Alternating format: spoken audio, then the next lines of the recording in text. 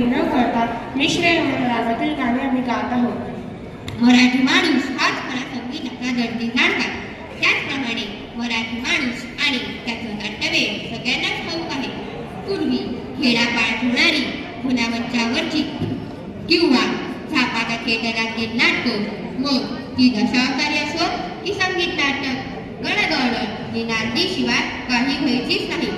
आपल्या कार्यक्रमाची नांदी एका मधुर सरगम गीताने झाली तर आता तुम्हाला प्रश्न पडला असेलच ना की नांदी म्हणजे काय?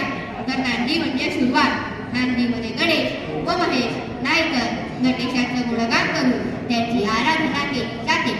उपस्थित प्रेक्षकातच ईश्वराचे अधिष्ठान करतो, उपाशीर्वाद मागला जातो।